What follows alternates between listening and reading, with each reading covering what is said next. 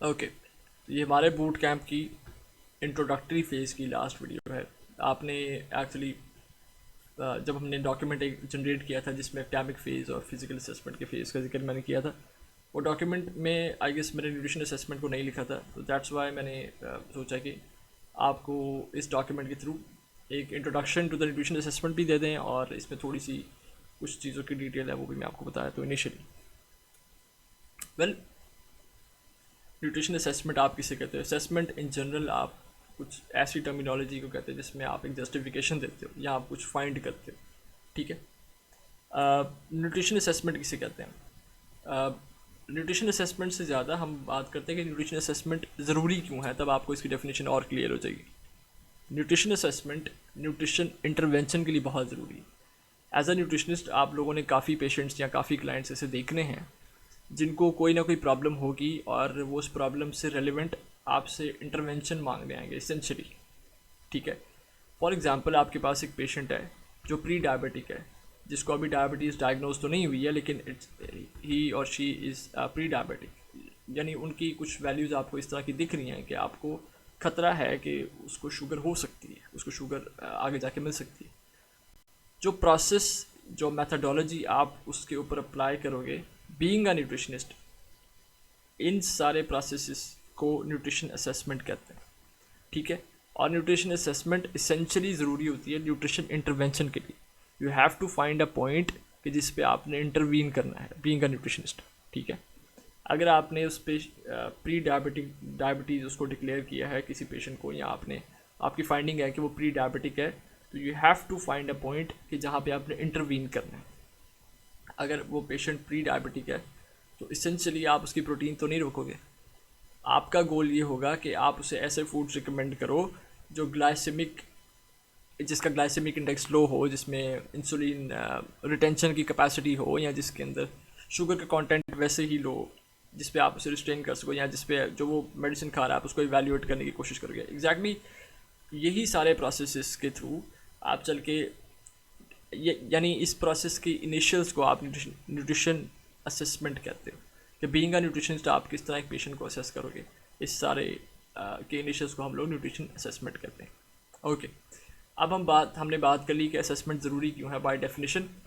आज हम लोग इस डॉक्यूमेंट को ब्रीफली पढ़ेंगे और मैं आपको एक्सप्लेन करूँगा इसके अंदर की टर्मिनोलॉजीज क्या हैं।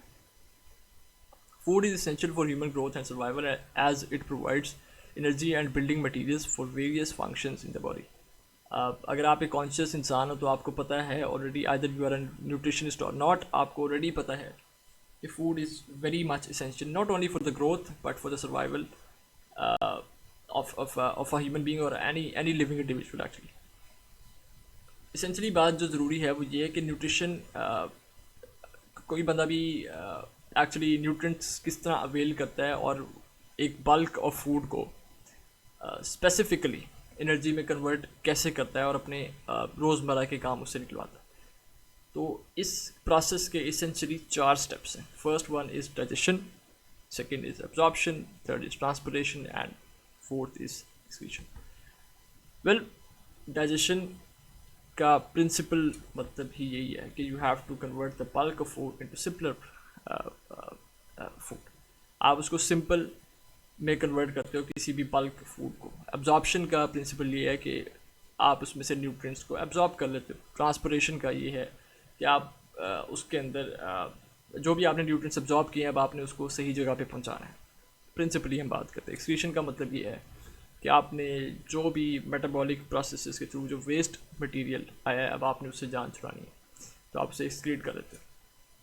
तो प्रिंसिपली आपके ये 4 स्टेप्स होते हैं जिसके थ्रू आप लोग न्यूट्रिशन अवेल करते हैं। Macronutrients such as protein, fats, carbohydrates contribute to the available energy pool. Actually 85%, more than 85% I would say कि energy pool के अंदर इनकी contribution है macronutrients की, which is utilized for bodily function. The proper functioning of the body and absorption of nutrient is dependent on the physiological and biochemical processes that can be altered by inflammation. अब ये काफ़ी important point है। Since ये introduction है तो मैं आपको बता देता हूँ कि इन्फ्लेमेशन क्या होती है। इन्फ्लेमेशन इसेंशियली इम्यून सिस्टम का, एक इम्यून मैकेनिज्म का एक पार्ट है। इससे होता क्या है कि आपकी बॉडी जो है, कोई भी ऐसा एजेंट जो इरेगुलरिटी क्रिएट करता है या आपकी बॉडी को हार्म कर सकता है, आप उससे जान छुड़ा लेते हो, उसका रिमूव कर देते हो। मैं आपको बहुत बेसिक बताता हूँ कि एग्जैक्टली इन्फ्लेमेशन काम कैसे करती है। आप फॉर एग्जांपल आपकी स्किन पे कोई कट है या कोई ब्रूज कुछ ऐसा है जिससे foreign material, either it could be a bacteria और पैथोजन जो कि एंटर हो गया आपकी बॉडी में। द वेरी फर्स्ट थिंग जो उस पर होती है इज एक्चुअली फैगोसाइटोसिस। फैगोसाइट्स करते हैं वो एक्चुअली प्रिंसिपली करते हैं क्या है कि वो इनगल्फ कर लेते हैं उस बैक्टीरिया को, और उनके पास कुछ ऐसे एंजाइम्स होते हैं जो उसको डाइजेस्ट कर लेते हैं। इम्यून सिस्टम पे अगर आप अपने बात करनी है तो there are actually two types of immune system, एक है specific and non specific. Specific immune system क्या करता है, उसको पता होता है कि जिस पे वो अटैक कर रहा है या वो बैक्टीरिया है या वायरस है या क्या चीज़ है, उसको एक्चुअली इस चीज़ का आइडिया होता है एंड उसकी मेमोरी होती है। नॉन स्पेसिफिक, जिस तरह मैंने अभी आपको एग्जांपल दी, उसको इस चीज़ का तो आइडिया नहीं होता कि वो किस पे अटैक कर रहा है, बस उसको पता होता है कि यार ये शेडी चीज़ है, मुझे इस पे अटैक करना है। और non specific is very quick, बहुत जल्दी होता है, जैसे ही एक्शन होता है उसको पता लग जाता है कि यहाँ पे मुझे जाना है और अपना जो भी फॉरेन इन्वेडर्स हैं उनको ख़त्म कर देना, उनको डाइजेस्ट कर लेना। आगे पढ़ते हैं। Therefore identifying biomarkers and indicators of information is essential for nutrition assessment. Now हम बात कर लेते हैं बायोमार्कर्स क्या होते हैं। ये काफ़ी दफ़ा टर्म आगे भी आएगी, न्यूट्रिशन बायोमार्कर्स से भी आएगी, इन्फ्लेमेटरी बायोमार्कर से भी आएगी। मैं आपको इसेंशियली बताता हूँ कि बायोमार्कर्स क्या होते हैं। बायोमार्कर्स या biological markers, they are certain objects के जो डिपेक्ट करते हैं कि आपकी बॉडी के अंदर हो क्या रहा है। फॉर एग्जांपल ये ऑब्जेक्ट भी हो सकते हैं, ये कोई मेजरमेंट भी हो सकती है या कोई पैरामीटर भी हो सकता है, कुछ भी हो सकता है। फॉर एग्जांपल, बहुत कॉमन एग्जांपल है ब्लड प्रेशर की। Blood pressure is actually a biomarker जो आपको बताता है कि आपकी बॉडी के अंदर ब्लड कितनी फोर्स के साथ आपकी वेसल्स पे स्ट्राइक कर रहा है। ये इसेंशियली तो ये एक बायोमार्कर ही है ना, कि आपको इससे कुछ आइडिया हो रहा है, आप उसको नंबर्स के अंदर देखते हो। ठीक है, नॉर्मल ब्लड प्रेशर 120/80। तो इसेंशियली बायोमार्कर्स कोई भी ऐसी चीज़ होती है जो आपको ये बताए कि आपकी बॉडी के अंदर एग्जैक्टली चल क्या रहा है। ये एक्चुअली बहुत कॉमन एग्जांपल है। कुछ और बायोमार्कर्स भी होते हैं जो कि एक्चुअली एनालाइज करते हैं कि एक इंसान के ब्लड कंपोनेंट्स कितने हैं। एक्चुअली माइट पॉसिबल है कि वो यूरिन को एनालाइज करें, माइट पॉसिबल है कि वो सलाइवा की एनालिसिस कर सकें कि उसके अंदर एंजाइम्स कितने हैं, क्या सीन। तो इस तरह की कोई भी चीज़ जो आपको एक सर्टन बॉडीली फंक्शन के बारे में बताए या बॉडीली कुछ हैपनिंग के बारे में बताए, उसको हम बायोमार्कर कहते हैं। सिंस ये लिखा हुआ है इन्फ्लेमेशन के साथ, तो मैं आपको एक इन्फ्लेमेटरी बायोमार्कर की एग्जांपल देता हूँ, which is CRP। C type of protein है और इसकी फुल फॉर्म है सी रिएक्टिव प्रोटीन। वेल, मैंने आपको अभी रिसेंटली एग्जांपल दी है कि एक्चुअली इन्फ्लेमेशन ना दो टाइप्स की होती है। इन्फ्लेमेशन की दो टाइप्स हैं, one is acute inflammation and second is chronic inflammation. Acute inflammation क्या होती है? एक्यूट इन्फ्लेमेशन किसी भी बॉडीली सडन डैमेज को रिस्पॉन्स करने के लिए होती है। जिस तरह मैंने आपको एग्जांपल दी थी कि कट लग जाए कोई, तो उसके लिए एक्यूट इन्फ्लेमेशन बॉडीली एक्शन होता है। ठीक है। और क्रॉनिक इन्फ्लेमेशन क्या होती है कि अगर आपकी बॉडी के अंदर इन्फ्लेमेटरी सेल्स बार बार आई जा रहे हैं, तो उसको आप क्रॉनिक इन्फ्लेमेशन कहते हैं। एक्चुअली ये long term sort of inflammation. ठीक है। हम बात कर रहे थे सी रिएक्टिव प्रोटीन की, सी रिएक्टिव प्रोटीन की हम बात कर रहे थे। वेल, आपके एक्यूट फेज के अंदर ये प्रोटीन रिलीज़ होती है एक्यूट इन्फ्लेमेशन के अंदर, और ये नॉन स्पेसिफिक होती है। मैंने आपको इम्यून सिस्टम के अंदर भी बताया कि नॉन स्पेसिफिक और स्पेसिफिक होते हैं। बायोमार्कर्स भी एक्चुअली नॉन स्पेसिफिक होते हैं। तो नॉन स्पेसिफिक प्रोटीन का मतलब ये है कि इसमें आपको अंदाज़ा नहीं हो सकता कि ये एग्जैक्टली किस डिजीज़ के लिए निकल रही है, लेकिन आपके ब्लड में क्योंकि प्रेजेंट है तो ये बायोमार्कर भी हो सकते हैं। आइदर पॉसिबल है कि ये IBD के लिए आ रही हो या CVDs के लिए निकल रही हो। IBD का मतलब इन्फ्लेमेटरी बाउल सिंड्रोम, और आर्थराइटिस के लिए भी हो सकती है। इट कुड बी एनीथिंग, लेकिन ये स्पेसिफाइड नहीं है बिकॉज इसका फंक्शन काफ़ी तेज़ होता है। बिकॉज ये शॉर्ट टर्म इम्यूनोलॉजिकल फंक्शन के लिए निकलती है। तो इसका फंक्शन काफ़ी तेज़ होता है और एक्यूट होती है एक्चुअली। वेल तो ये आपकी इन्फ्लेमेटरी बायो मार्कर्स की एग्जांपल है। सी रिएक्टिव प्रोटीन आप इसे गूगल करो तो आपको काफ़ी डिटेल मिल जाएगी। वेल अब हम बात कर लेते हैं nutrition assessment. Okay, nutrition assessment is the first step in the nutrition care process for health providers to implement one must include the key elements. ये कुछ एलिमेंट्स यहाँ पे मैंने लिखे हुए हैं कि आपने न्यूट्रिशन असेसमेंट में कौन से एलिमेंट्स मस्ट इंक्लूड करने हैं। फर्स्ट ऑफ ऑल क्लिनिकल और medical history, second is the current situation, third is anthropometric measurements. Anthropometric measurements आपको ऑलरेडी मेरा ख्याल है पढ़ ली होंगी आपने, काफ़ी कॉमन है। बेसिकली ये होती क्या है, ये एक्चुअली फ़िज़िकल मेजरमेंट्स, आपकी बॉडीली मेजरमेंट्स होती हैं जिसके अंदर आप बेसिकली देखते हो कि एक पर्सन की हाइट कितनी है, उसका वेट कितना है, आप पीएमआई भी देख सकते हो, हिप सर्कमफेरेंस भी इसके अंदर आता है, bioelectrical impulse and I guess आपने ये नहीं पढ़ी होगी, पर वेस्ट सर्कमफेरेंस भी एंथ्रोपोमेट्रिक मेजरमेंट्स के अंदर आते हैं। इसके बाद हम देखते हैं बायोकेमिकल एंड लेबोरेटरी वैल्यूज़। मैं इसकी इंसाइटफुल डिटेल आपको ब्लड साइंस के अंदर बताऊंगा। उसके बाद इन्फॉर्मेशन और medication and herbal supplement use for the potential food drugs. ये तो आपके यहाँ पे तो भाई बहुत मशहूर हैं हर्बल सप्लीमेंट्स के, अंधाधुनी लोगों को खिलाई जाते हैं। अब यहाँ पे बात हो रही है तो मैं आपको बता देता हूँ। देखें, please do not fall for them. Pakistan के अंदर ये स्कैम अरसे से होता आ रहा है सप्लीमेंटेशन के नाम पे। मैं इस चीज़ का डिनाइल नहीं कर रहा कि सप्लीमेंटेशन ज़रूरी नहीं है, या सप्लीमेंटेशन सारी ही फेक होती है। जो फेक नहीं होती वो मार्केट में बहुत कॉमन है, एंड वो मेन स्ट्रीम मीडिया पे भी आप उसके अक्सर एड्स देख रहे होते हो, either their supplements, labelled supplements और हर्बल सप्लीमेंट्स। तो जो चीज़ लेजिटमेट है, जो चीज़ बहुत ज़्यादा कॉमन है, बहुत कम चांस है कि वो फेक भी हो। लेकिन अब पाकिस्तान के अंदर इतने ज़्यादा ये गिमिकी सप्लीमेंट्स बेचने वाले आ गए हैं, और आप भी किसी न किसी को जानते होंगे, और मैं भी जब ग्रेजुएट करा था तो मैं भी कईयों को जानता था। You do not need to यानी रेफर एनी पेशेंट और anyone to these kind of guys. Actually आप अपने आप को, अपनी कंसल्टेंसी को और अपनी असेसमेंट को ख़राब करोगे अगर आप बायसनेस दिखाते हो किसी सप्लीमेंट के लिए कि आपने किसी पेशेंट को डायग्नोज किया और आपने उसको यही सप्लीमेंट देना है। ये मॉरली भी अच्छा नहीं है और ये वैसे भी अच्छा नहीं है। तो आप इन क्वैक से बच के रहा करो जिन्होंने ये चीज़ें बेचनी होती हैं, जिन्होंने आपको थोड़े थोड़े बेनिफिट्स देने यानी देने का वादा करते हैं और अल्टीमेटली फिर आपको ये सारी चीज़ें बेचते हैं। तो प्लीज़ अवॉइड देम। और ये हर जगह ही हैं आजकल। आप जो लेजिटमेट चीज़ है ना यार, आप लोगों को उसको मार्केट करने की ज़रूरत नहीं है। ये फैक्ट है, इसको आप समझ लो जितनी जल्दी हो सके।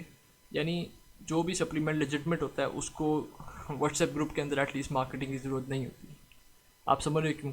बिकॉज ऑफ द फैक्ट कि उसकी आप मेन स्ट्रीम पे उसकी मार्केटिंग इतनी ज़्यादा कर सकते हो और इतनी चीप प्राइस के अंदर आप उसको मार्केट कर सकते हो कि उसको ज़रूरत नहीं है एक्चुअली इस नेटवर्क मार्केटिंग कि आप लोगों को एक एक करके बताओ। ठीक है, ज़रूरत उन चीज़ों को है जो फ्रॉड बेस्ड होते हैं, जो स्कैम्ड होते हैं मोस्टली। तो प्लीज़ अवॉइड देम। अब ये बात कहाँ से कहाँ निकल गई। इसके बाद हम देखते हैं food and nutrition intake history, जो कि एसेंशियल्स हैं न्यूट्रिशन असेसमेंट के अंदर। ओके, इसके बाद हम बात कर लेते हैं additionally nutrigenomics is an emerging field studying the effects of food and nutrients on gene expression and nutrition requirements. Well, nutrigenomics एक इमर्जिंग साइंस है और ये माइट पॉसिबल कि ये न्यूट्रिशन के डायनामिक्स को ही बदल दे। It's actually the study of relation between nutrient and gene expression और जीन्स। जीन एक्सप्रेशन हम किसे कहते हैं? आपको पता ही होगा कि जीन के ऊपर काफ़ी इन्फॉर्मेशन होती है।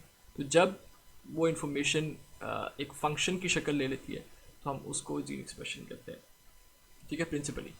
तो बेसिकली न्यूट्रिजनॉमिक्स ऐसी फील्ड है, साइंस की ऐसी फील्ड है जिसके अंदर आप लोग ये देखते हो कि न्यूट्रिएंट और जीन का आपस में रिलेशन क्या है और किस तरह आपकी न्यूट्रिशन वैल्यूज़ को वो इफ़ेक्ट कर सकता है। वेल, अगर आपको इससे प्रॉब्लम हो रही है कि ये काफ़ी पॉजेज या ब्रेक्स हैं इसके अंदर, तो सॉरी, ये अभी के लिए थोड़ा सा इस तरह है, लेकिन हम लोग इसको जल्दी सही कर लेंगे। वेल, हमने बात करनी है न्यूट्रिशन असेसमेंट की एंड न्यूट्रिशन इंटरवेंशन की। मैंने आपको पहले ही ऑलरेडी बता दिया कि एक्चुअली अगर इनिशियली आप बात करो तो there is a 3 step model that is ingestion, digestion and utilisation. इसके अंदर ही हम लोग एक सब कैटेगरी में एक्सक्रीशन को भी डिस्कस कर लेते हैं. वेल अगर आपने कंप्लीट न्यूट्रिशन असेसमेंट करनी है तो you have to follow this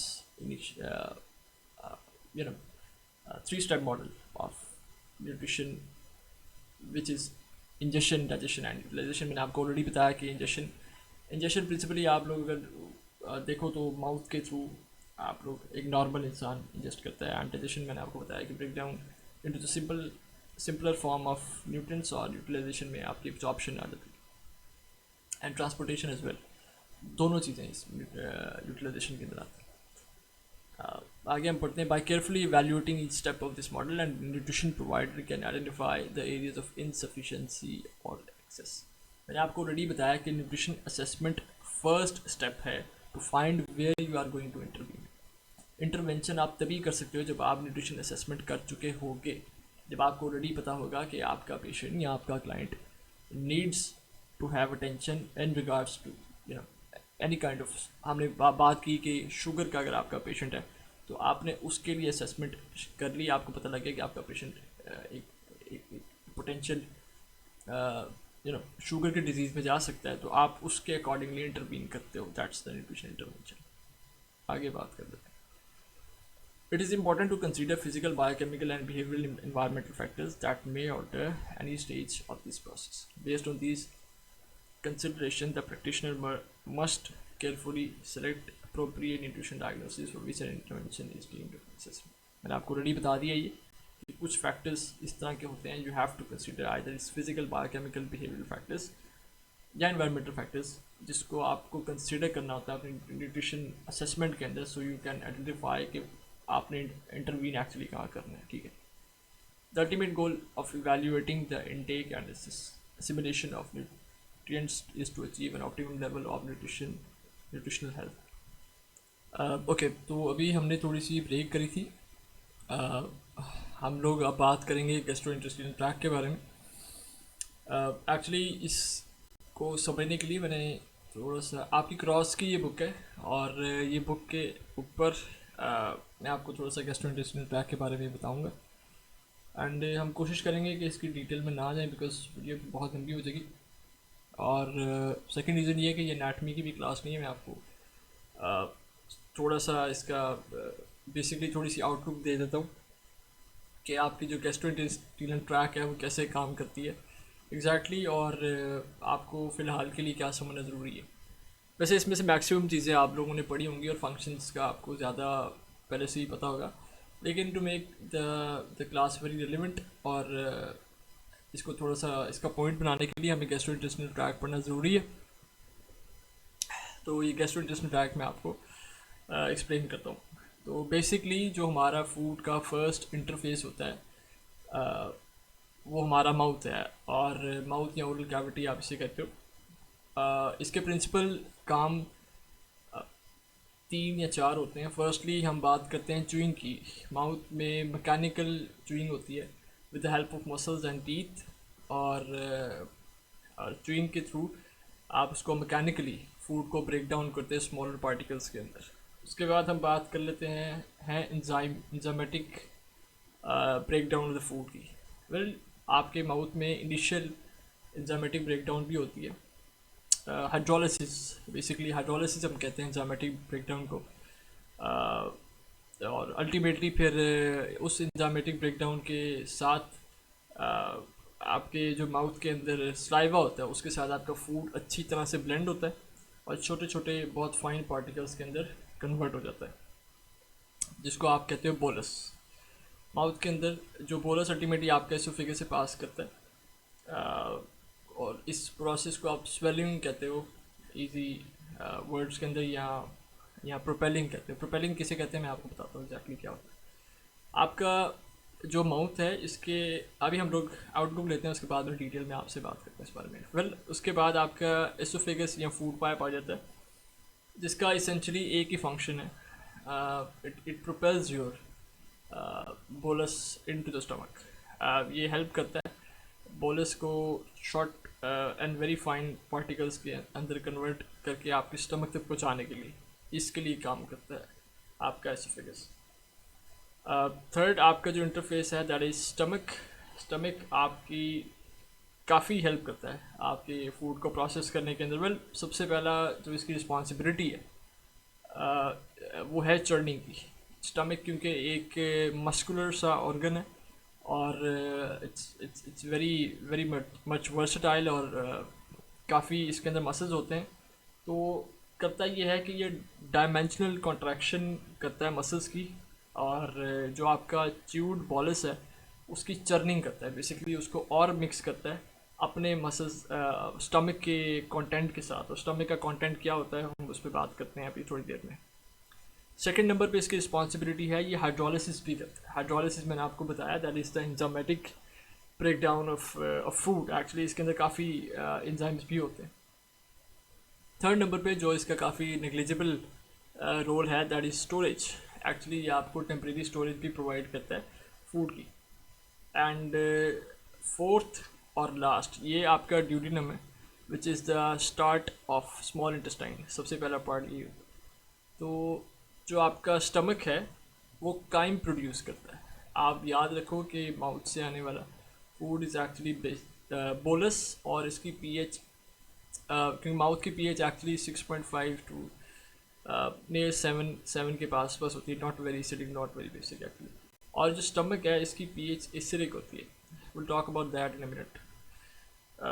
उसके बाद आपका जो पार्ट है विच मैंने अभी आपको बताया ड्यूटेनम, जिसका पहला पार्ट है एक्चुअली वो है स्मॉल इंटेस्टाइन। स्मॉल इंटेस्टाइन भी आपकी हाइड्रोलिसिस करता है और मेजरली डाइजेशन भी न्यूट्रिएंट्स की होती है। वैसे स्टमक के अंदर प्रोटीन की काफ़ी हद तक डाइजेशन हो जाती है, लेकिन कार्बोहाइड्रेट्स की और बाकी काफ़ी न्यूट्रिएंट्स की मेजर डाइजेशन जो है ना आपकी स्मॉल इंटेस्टाइन में होती है।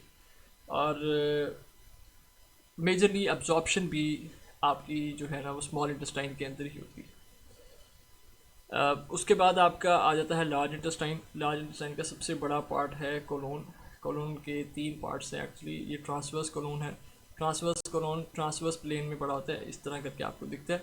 And there is ascending colon. Ascending colon इस ये वाला part of the large intestine है, और ये है डिसेंडिंग कोलोन।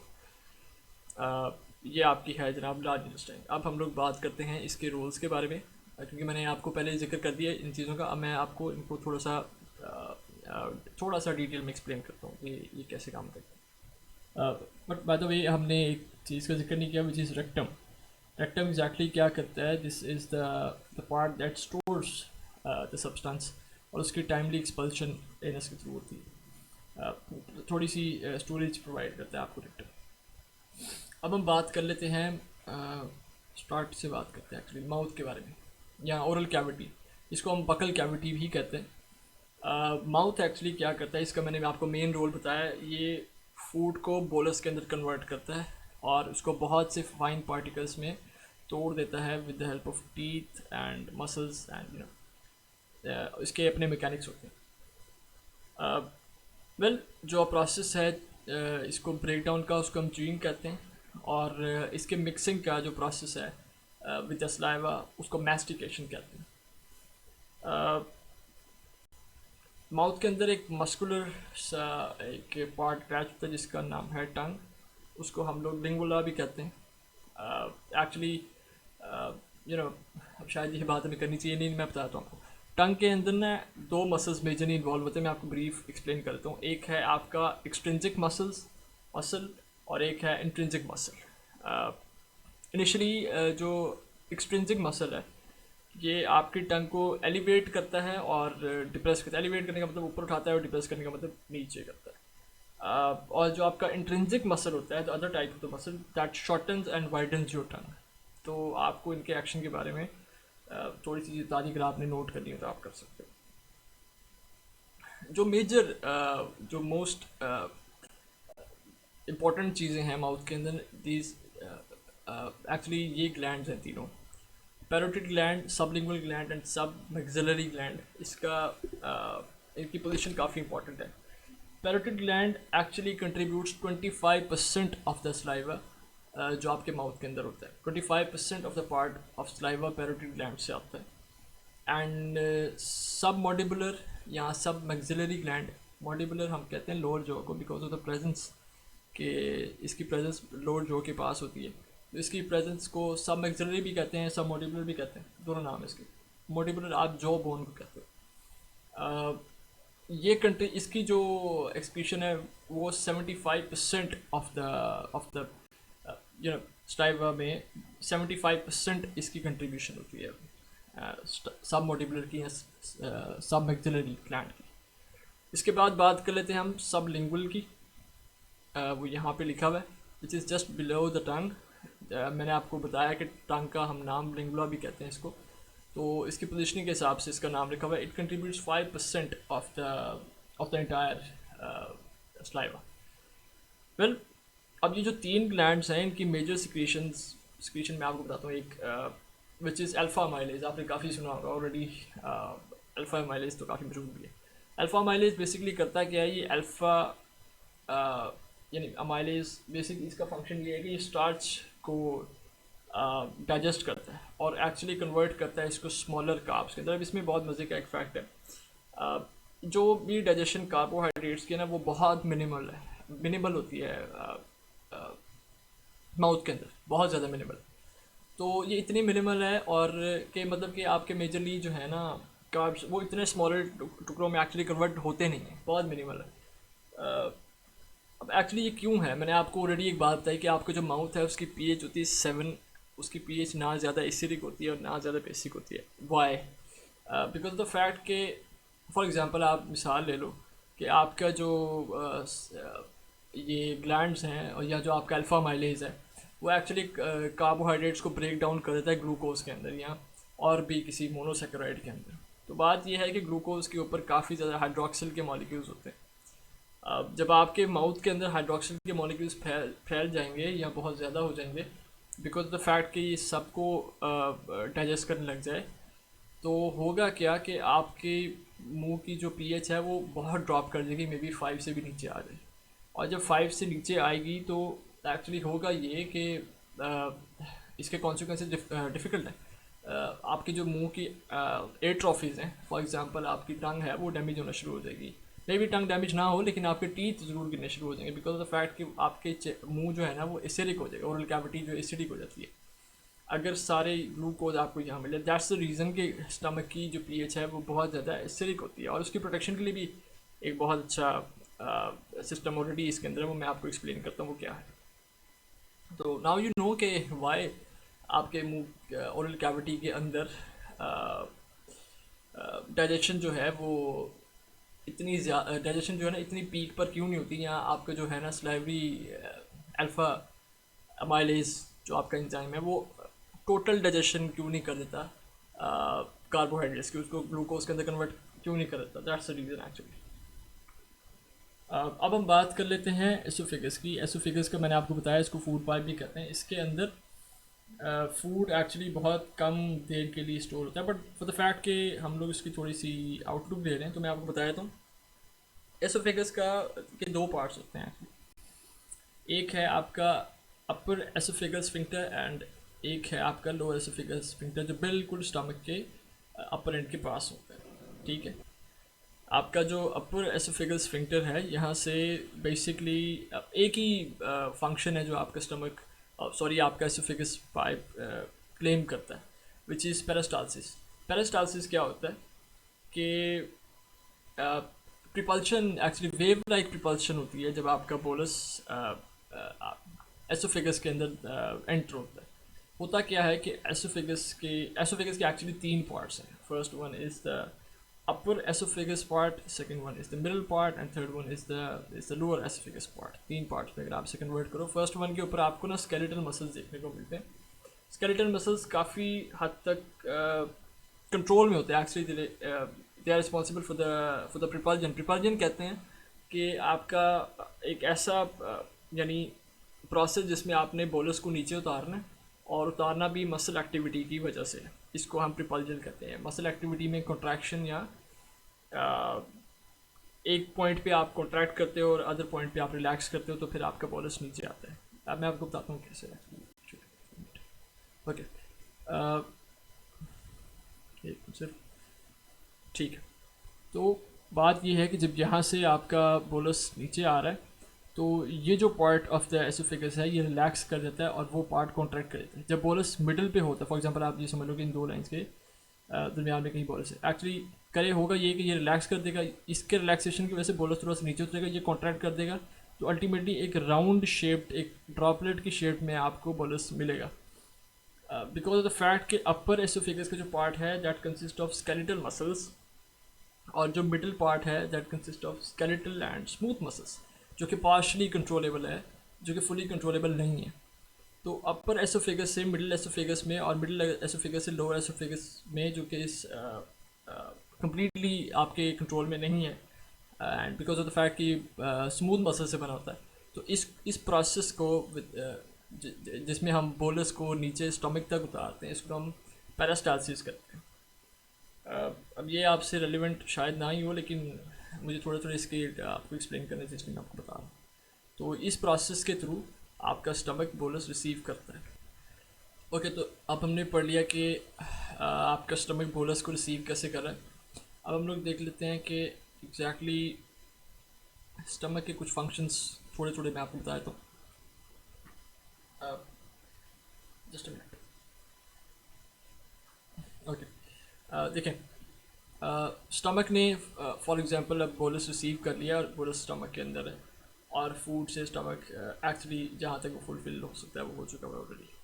अब सबसे पहला प्रोसेस होता है चर्निंग का। चर्निंग में मस्कुलर वॉल्स जो हैं वो आपस में कॉन्ट्रैक्ट और रिलैक्सेशन करके जो अंदर फूड पड़ा हुआ है उसको अच्छी तरह से मिक्स कर देते हैं विद एंजाइम्स, एक्चुअली जो भी इसके अंदर HCl होता है या पेप्सिन होता है उसके साथ मिक्स कर देते हैं।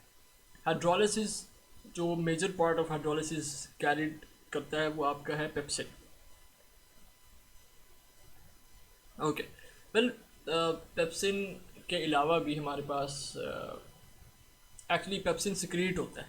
If you talk about pepsin के निकलता कहाँ से, ये चीफ सेल्स से निकलता है। स्टमक के अंदर तीन टाइप्स ऑफ सेल्स होते हैं, मैं आपको बताया। तो फॉर एग्जांपल सबसे पहला टाइप है, मैंने अभी आपको बताया, चीफ सेल्स जो पेप्सिनोजिन निकालते हैं। Pepsinogen is the inactive form of pepsin. सबसे पहले आपके चीफ सेल्स आते हैं, उसके बाद आपके पैराइटल सेल्स आते हैं। पैराइटल सेल्स क्या करते हैं, ये HCl निकालते हैं।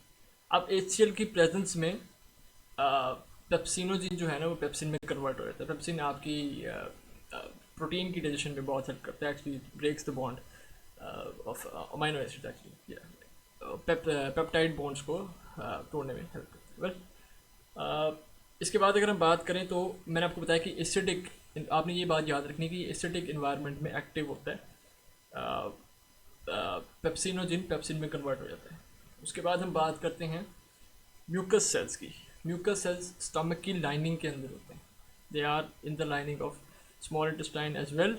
लेकिन म्यूकस सेल्स स्टमक की लाइनिंग के अंदर होते हैं और ये सिक्रीट करते हैं म्यूजिन। म्यूजिन एक्चुअली केमिकल, ऐसा केमिकल है जो स्टमक की सेल्फ डाइजेशन को प्रिवेंट करता है। ये आगे से आप लोगों को पता होगा कि HCl इतना स्ट्रॉन्ग एसिड है कि वो स्टमक को भी डाइजेस्ट कर सकता है, इसको भी ख़त्म कर सकता है। दैट्स एग्जैक्टली कि जिस की वजह से एक डिजीज़ का नाम है अल्सर्स। एक्चुअली यस, अल्सर्स हो जाते हैं पेशेंट्स को, क्योंकि उनकी जो म्यूकस लेयर है वो डिस्ट्रॉय हो जाती है या किसी वजह से ख़राब हो जाती है।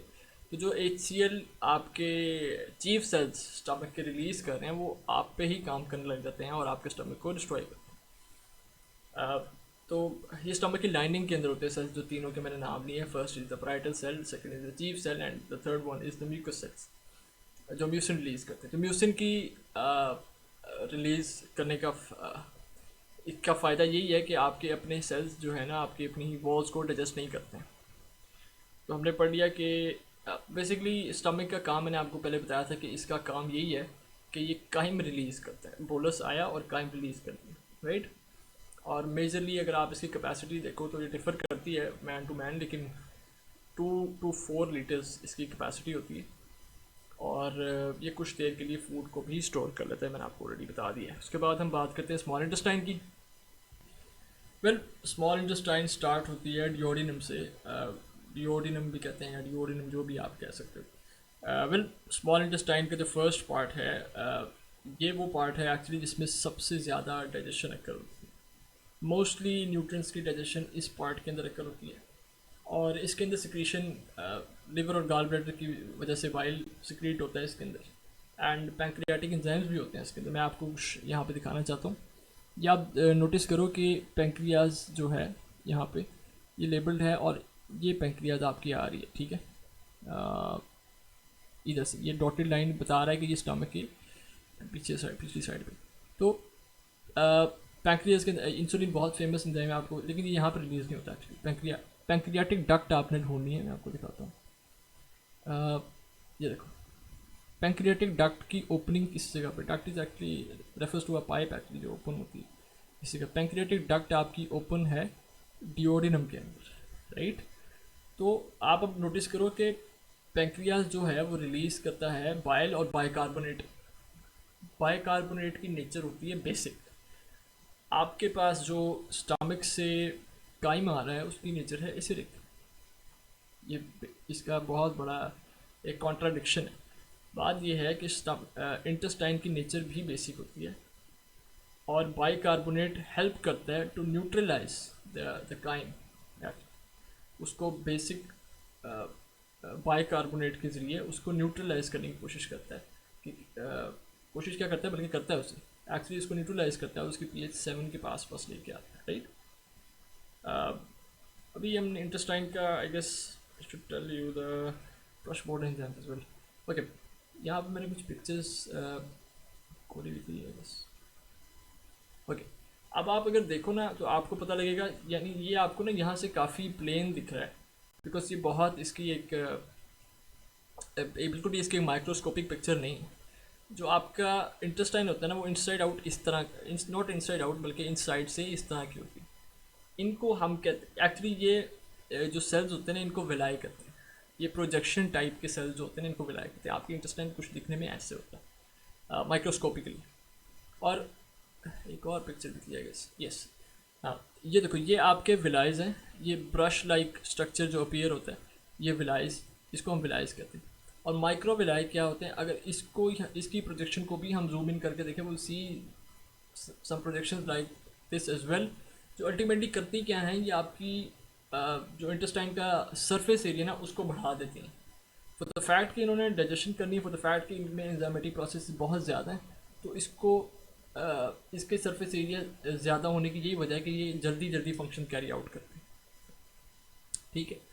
और यहाँ पे होते हैं ब्रश बॉर्डर एंजाइम्स। ये दो dots actually brush border enzymes को डिनोट कर रहे हैं। ब्रश बॉर्डर एंजाइम में मैं आपको एक छोटा सा सवाल छोड़ के जाता हूँ। आपने एक टर्म सर्च करनी है गूगल के ऊपर, which is temporary lactose intolerance. आप सर्च करना तो आपको पता लगेगा मेजरली लोग टेम्परेरीली लैक्टोज इंटॉलरेंट था, और ये आपने उसकी रीज़न मुझे बतानी है कि क्यों होते हैं। अच्छा, अगली बात हम कर लेते हैं, ब्रश बॉर्डर एंजाइम्स क्या करते हैं, इस पर हम लोग अभी डिस्कशन करते हैं। इससे पहले मैं आपको थोड़ा सा फंक्शन ड्यूजनम का बता देता हूँ, किधर गया। ओके, इसके बाद जो second part of the small intestine है दैट्स ड्यूजनम। ड्यूजनम वो पार्ट है जिसके अंदर मोस्टली अब्जॉर्प्शन अकर होती है, ठीक है। फर्स्ट मैंने आपको बताया था ड्यूजनम के अंदर मोस्ट डाइजेशन अकर होती है, एंड ड्यूजनम के अंदर मोस्टली अब्जॉर्प्शन अकर होती है। इसके बाद जो third and last part of the small intestine है दैट इज़ इलियम।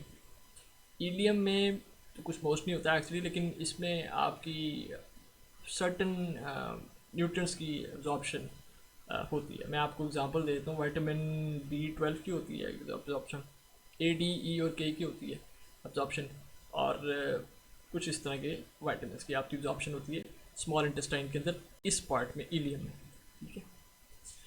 अच्छा, मैं आपको थोड़ी सी एग्जांपल देता हूँ ब्रश बॉर्डर एंजाइम्स की जो स्मॉल इंटेस्टाइन के अंदर काम करते हैं।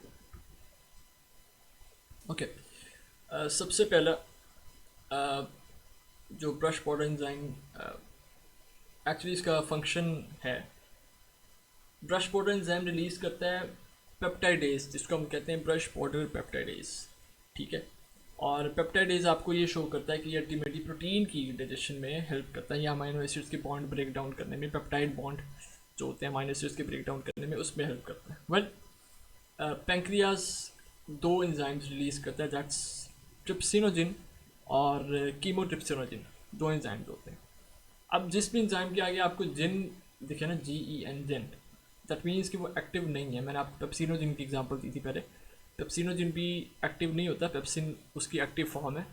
वो एक्टिव करा जाता है acidic nature of the stomach से, HCl उसको एक्टिव करता है एक्चुअली। तो ब्रश बॉर्डर एंजाइम्स क्या करते हैं? जो पेंक्रियाज रिलीज करता है ट्राइपेप्सिनोजिन और कीमोट्रिप्सिनोजिन, तो ब्रश बॉर्डर एंजाइम्स एक एंजाइम और रिलीज करते हैं, दैट्स एंटीरोपेप्टाइडेज। एंटीरोपेप्टाइडेज क्या करता है? वो ट्रिप्सिन और कीमोट्रिप्सिन को एक्टिव कर देता है, that's the active form of trypsinogen और कीमोट्रिप्सिन। ठीक है, तो ये आपका एक फंक्शन हो गया ब्रश बॉर्डर एंजाइम का। सेकेंड फंक्शन, अगर बहुत कॉमन एग्जांपल है, ग्लैक्टोज एक मोनोसेक्राइड है और ग्लूकोज मोनोसेक्राइड है। ग्लैक्टोज यहाँ यहाँ पे देखो ना, ग्लैक्टोज एक मोनोसेक्राइड है और ग्लूकोज भी एक मोनोसेक्राइड है। अगर ये दोनों कंबाइन हो जाए तो that makes a disaccharide, that is lactose. Lactose को आप is also referred as the milk protein, right. तो ब्रश बॉर्डर एंजाइम क्या करता है एक्चुअली? वो एक एंजाइम रिलीज करता है, दैट इज लैक्टेज। अब मैं आपको असाइनमेंट का तो सॉरी क्वेश्चन का आपको मैं आंसर तो नहीं दूंगा।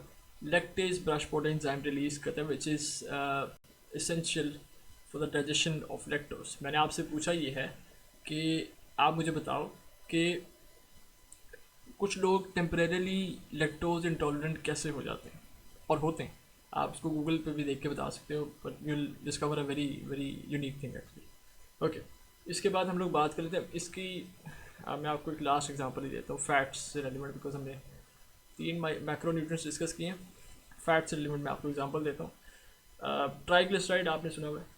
तो ब्रश बॉर्डर एंजाइम्स एक्चुअली उसको डाइजेस्ट तो नहीं करते हैं, लेकिन लिवर और जो गॉल ब्लैडर है आपका, जब वो बाइल सिक्रीट करता है, they organize the the activity of lipase. Actually pancreas से रिलीज करता है लाइपेज को, वो जो अल्टीमेटली उसको fatty single fatty acid chains में कन्वर्ट करते हैं आपके फैट्स को। ठीक है, तो व्हेन वी से कि most of the digestion occurs in the small intestine, वो ऑब्वियसली हम लोग वी मीन इट ना, ड्यूडेनम के अंदर most of the digestion occurs. Okay, तो हमने अब देख लिया कि एग्जैक्टली ये कैसे काम कर रहा है। अब हम क्रॉस से थोड़ा सा बाहर आके अपने डॉक्यूमेंट के पास जाते हैं वापस, आई गेस यहाँ पे।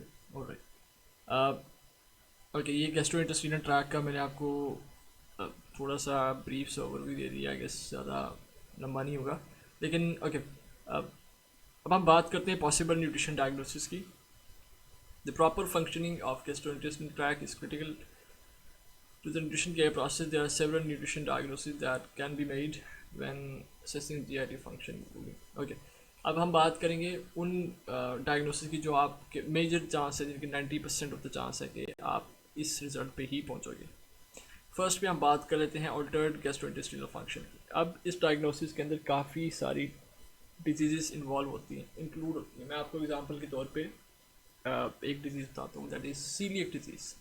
सीलिएक डिजीज़ क्या होती है? इस समहाउ इसका मतलब ये है कि बेसिकली आपका जो गैस्ट्रोइंटेस्टाइनल फंक्शन ना, that is altered some way, that's not normal. ठीक है, तो सीलिएक डिजीज़ क्या करती है, हमने इसकी एग्जांपल ली।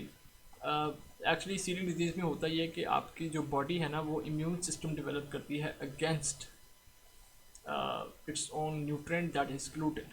ग्लूटेन वे में और बार्ले में, जौ के दानों में आपको बहुत मिलता है, और आपको काफ़ी प्रोडक्ट्स के ऊपर ग्लूटेन फ्री भी लिखा होता है। वो उन लोगों के लिए होता है जिनके पास जो सीलिएक डिजीज़ से सफ़र कर रहे थे। तो आप इम्यूनिटी डेवलप कर लेते हैं ग्लूटेन के अगेंस्ट, और अल्टीमेटली बहुत से कॉन्सिक्वेंसेज होते हैं। That is the example of altered gastrointestinal function. Another example है से जिसका नाम है GERD, gastro oesophageal reflux disease.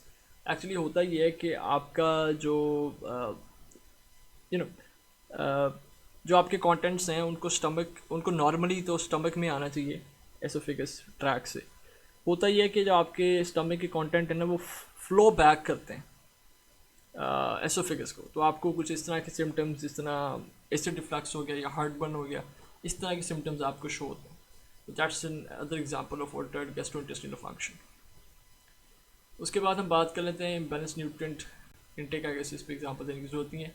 उसके बाद altered nutrient utilisation is very common actually, इस पर भी एग्जांपल देने की जरूरत है। ऑल्टर्ड न्यूट्रिशन बायोमार्कर्स, बायोमार्कर्स मैंने आपको बताया कि बायोमार्कर्स क्या होते हैं। They depict something, they present something, they represent something. उस पर हमने एग्जांपल ली थी एक प्रोटीन की, और उस पर हमने एग्जांपल ली थी ब्लड प्रेशर की। यस, तो बायोमार्कर्स जो न्यूट्रिशन की कुछ एस्पेक्ट्स को प्रेजेंट करें, they are the nutrition biomarkers. And by present करने से मेरा मतलब ये है कि आपकी न्यूट्रिशन असेसमेंट को कुछ प्रेजेंट करें।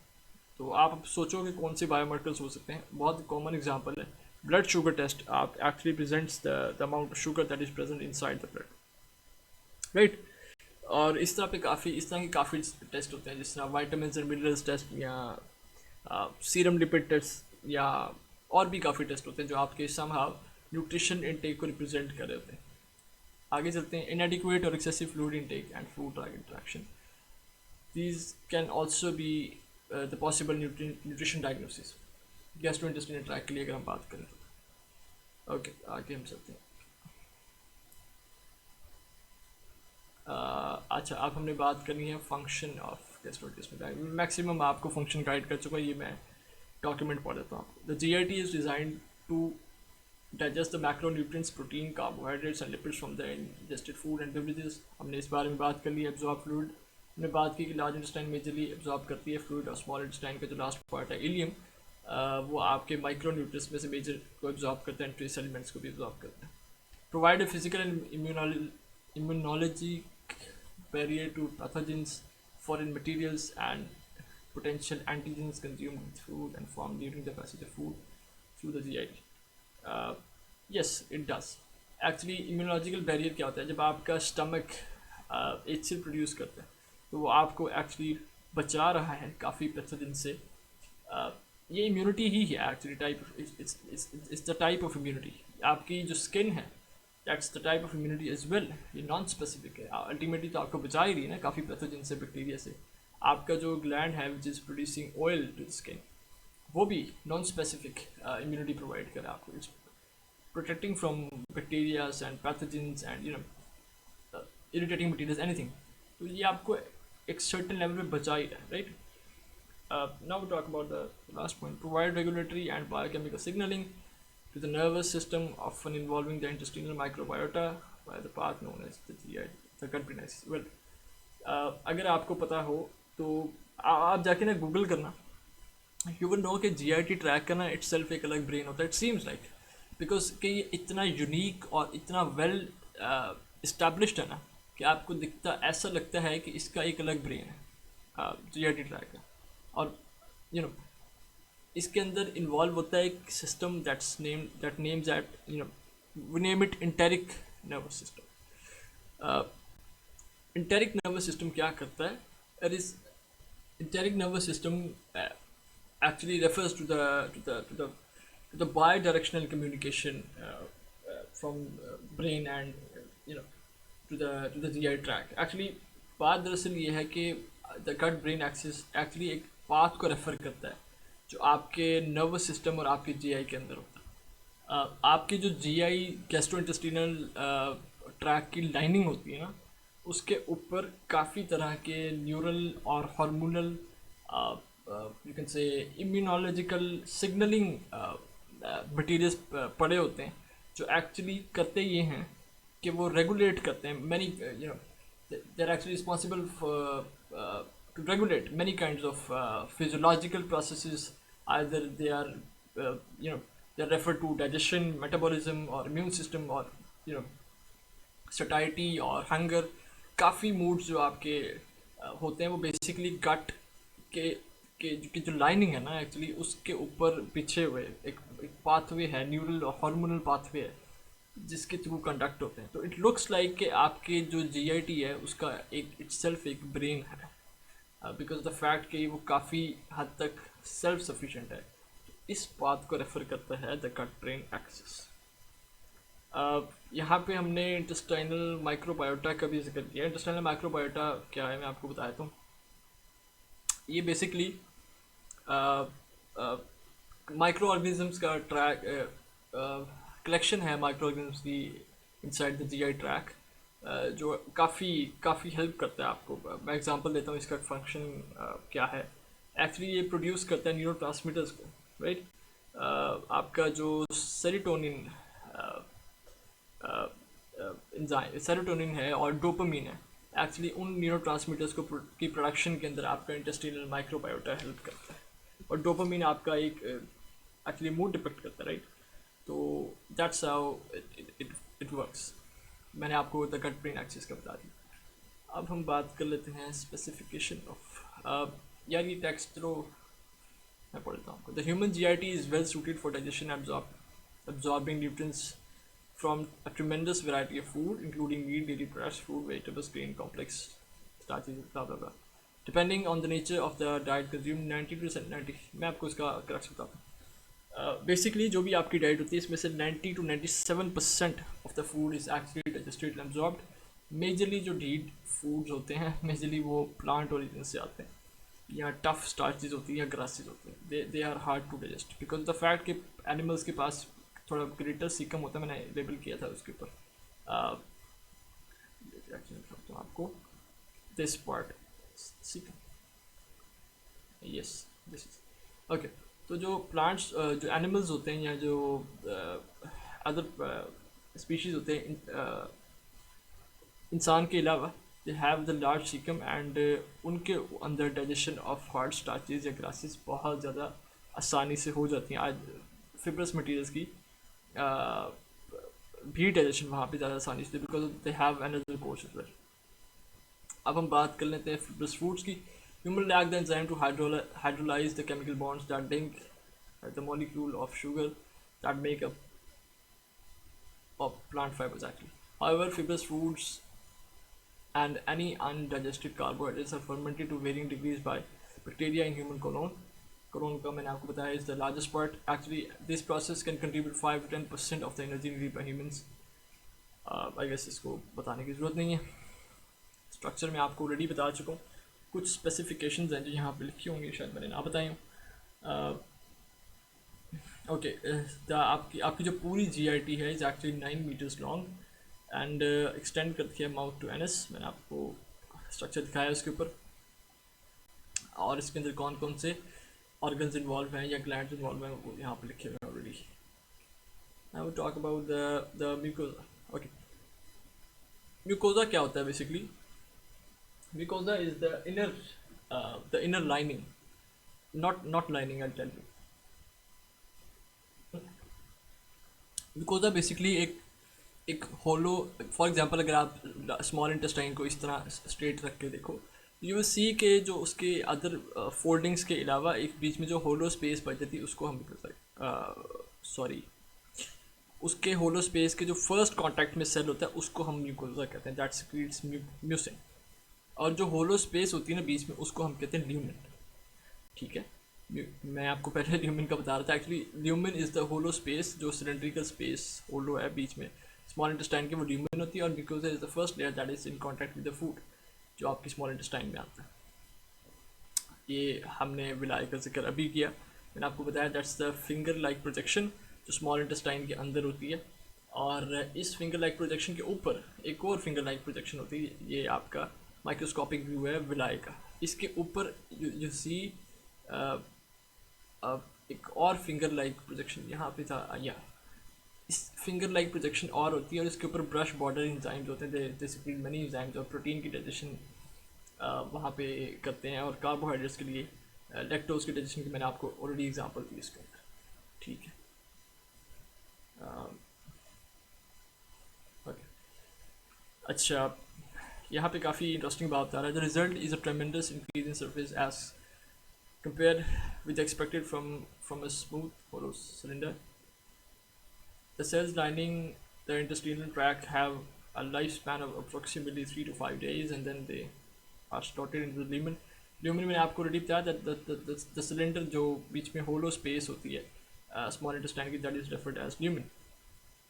होता क्या है कि जो आपके ब्रश सेल्स होते हैं, अब इसमें आपकी असाइनमेंट का एक्चुअली आंसर भी है, लेकिन 3 to 5 डेज़ उनकी एज होती है। मैंने आपको बताया कि उसके अंदर ब्रश लाइक अपीयरेंस होती है। उनकी एज होती है 3 to 5 days and actually they fall back into the lumen. और वहाँ पे वो न्यूट्रन के पूल में न्यूट्रन के पूल में कंट्रीब्यूट करते हैं, दे बिकम न्यूट्रिएंट्स एक्चुअली।